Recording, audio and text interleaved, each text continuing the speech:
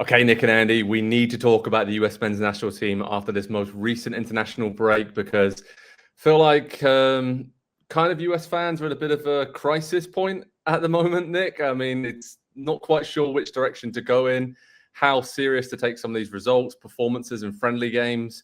But Mauricio Pochettino has got some big questions to answer, I think, in the coming months, and be it personnel, tactics, strength of competition, whatever you want. There's a lot going on with the US team. So how do you feel after these two games? Obviously, a 2-0 defeat to South Korea and a 2-0 win against Japan, and a lot of talk in between about what the US should be doing heading into the World Cup on home soil in, 9 months' time. So take it away, mate. Yeah, on a scale of poor to awesome, I feel okay with a question mark at the end. Okay. I think that this team, with its best players in the team and the best players in the squad, is capable of what we've discussed for a long time, which is getting out of the group stage and having a puncher's chance in the knockout round stage. Mm-hmm. I am encouraged by what they did against Japan, even if it was against a less than full strength Japan who had prioritized Mexico. I was downtrodden after the first half of the South Korea game. I'm not really worried about tactics. I'm not really worried about formation. I'm worried about up here. That is it for me. And the two things I'm most focused on, and I don't know how you feel about this, Andy, will be who gets called up in October, because I will feel a little bit better about whether or not this is fully done with experimentation, and how guys sound about it, because I need no more conversations about Pochettino. I don't love what he's saying. I don't love what Pulisic's saying. I don't love what the guys are saying. I just want, we're here. We're committed. We're going to do our best. That's it. No drama. Andy, how are you feeling, mate? I think Nick summed it up well, but I think I'd say a big question mark at the end. My big thing at the moment, and maybe I'm coping beforehand. This is the pre-cope before the World Cup to get myself into the mental space to get excited about the U.S. men's national team because, all due respect, there's not been that much to get excited about for the last couple of years. I am wondering how much of kind of what the team and the fan base as well is going through is being the World Cup host and having not gone through qualifying and not having played competitive games. They've played 4 what I would call meaningful games in the last 15 months, and that was Nations League quarterfinal versus Jamaica, and then semifinal and third place game that they lost both of to, what was it, Panama and Canada in those two. And so there just has not been an opportunity, I guess, especially with a new coach and everybody wants to see it with a new coach, a big name like Pochettino coming in to work with the big name players that have made their way into the national team. We've just not been able to see it. And so we don't totally know what it looks like. I can imagine it's a little bit difficult to get the motivation up to go into camp for these friendly after friendly after friendly, knowing there's nothing on the line until next summer. And so the performances have been actually better than the results, I think, for the last couple of windows. And I think that's a little bit encouraging. But at the same time, you go to the World Cup for results, not performances. And so I'm just trying to balance all of these different things and try and shine a little bit of positive light, I guess, onto the plentiful negatives that are out there. I'll shine some more positives as well. We look at the players who weren't in these squads for these games. I mean, we're talking about Ricardo Pepi, Haji Wright. We're talking about Gio Reyna potentially, Weston McKennie. We're also talking about big players, Johnny Cardoso, Malik Tillman, who didn't come along because of recent moves to huge teams in Europe, Atletico Madrid and Leverkusen, respectively. And then guys like Cameron Carter-Vickers, Anthony Robinson. I mean, you're looking at it from those list of names there, Nick. It's probably like half of the starting lineup at the World Cup next summer, realistically, weren't around for this recent batch of games. So it has been really hard, I think, like Andy mentioned, for Pochettino to have any kind of momentum because he just hasn't had his full strength squad together throughout the entirety of his time in charge of the US yet. But it feels like we need to see them all together in these next 2 windows to kind of just make the conversation go away, that we don't know what he's creating, what is he doing, is he all in? Because that's the main factor for me, that these players haven't had a chance to even get together, let alone work with Pochettino and implement his tactics. How do you feel about that? And I mean, he's not under pressure, right? There's some people saying, oh, he's a bit under pressure, but it doesn't seem that way to me. I mean, they don't have them. I don't think they have the financial wherewithal to fire him. So I don't think he's under pressure in that way. I think he'd have to walk away. But beyond that, look, that's why I talked about the squad selection part, because this is not, unfortunately, this gets often made into some conversation about MLS versus Europe. And I mean, honestly, I can make that argument. If you want to take those names you mentioned, how many of them would be the biggest import into MLS in some time? Like, say what you will about Weston McKennie and whether he should start, but if he signed for FC Cincinnati, it would be considered like a major move for MLS. So I don't have any question about that. I just want to see for sure that this guy will call them in. It's not about MLS. Like I said, I have questions about whether Weston McKennie should start, or whether where Giovanni Reyna should be in the pecking order. But I would rather have conversations about, okay, they're there though. Max Arfsten, who has looked pretty good when they moved to a back three and they swung him to wing back. I would love to have a conversation about, okay, so when do you take Anthony Robinson off if the game isn't going well? Because you have a left wing back who can do a job. Like, those are the conversations I want to have.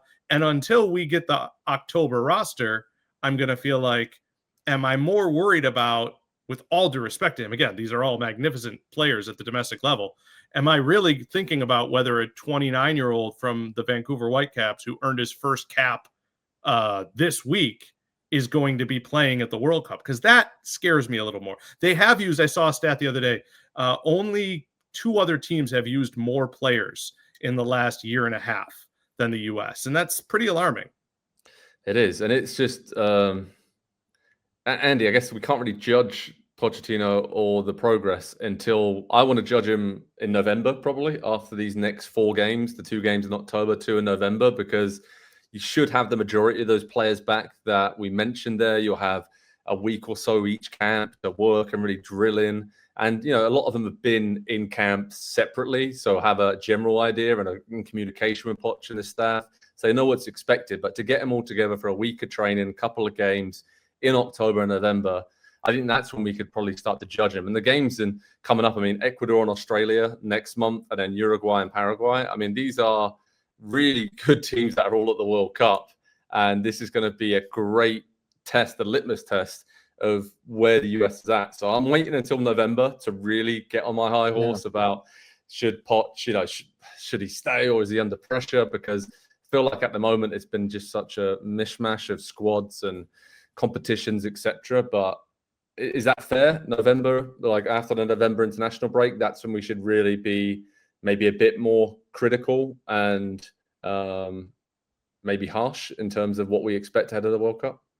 Yeah, I think we'll learn the most in October and November. But I don't know if we'll like what we learn. We might.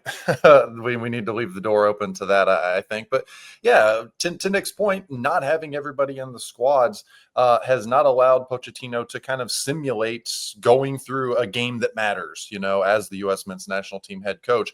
The little subtle tactical tweaks. If they're chasing a goal, could Anthony Robinson come off? And it is Max Arfsten who's a little bit more qualified going forward. I love having a skill set and a player in the squad like that to be used in those certain situations. And to this point, and it's good for Arfsten, obviously, that he's getting this experience and these opportunities with Robinson unavailable. And I don't mean to harp just on him and pretend that left back is some sort of an issue if Anthony Robinson's not there.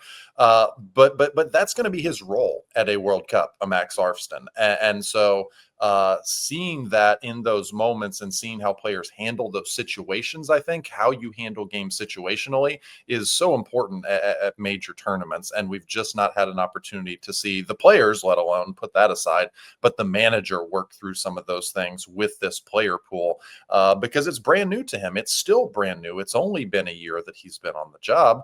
And so there are there's a million questions and only 2 or 3 answers that I think that we've gotten out of the first year of Pochettino as the head coach. And I think we're going to get a lot of those answers really rapidly here over the next couple of months, certainly with these friendlies. And obviously as we get towards next summer, and I'm cautiously optimistic, I think, because the talent is there and it does feel like it could all come together. And he is the personality type that kind of creates that family atmosphere, everybody pulling in the same direction. It's what he's been known for, where he's done well at club level. If he can translate that to the U.S. men's national team, then they could have a successful World Cup. And I think most of that success would hinge on Christian Pulisic being happy and, a key part of this. And we obviously talked about that in the past, and we know the situation over the summer. And that's obviously a very interesting storyline to watch in the coming months as we build up to the World Cup on home soil next summer. Nick, I'm just going to do something that I feel like we've checked in and done this several times over the last few years. But where are you feeling in terms of, if you had to predict now where the US is going to finish at the World Cup and how they're going to do next summer? Are you sort of more or less optimistic now than you were maybe when Poch was hired or 6 months ago? I mean, how are you feeling, mate? Because I still think last 16 would be great on home soil. Who knows, quarterfinals could spur them on, but seems to be the ceiling right now for this team.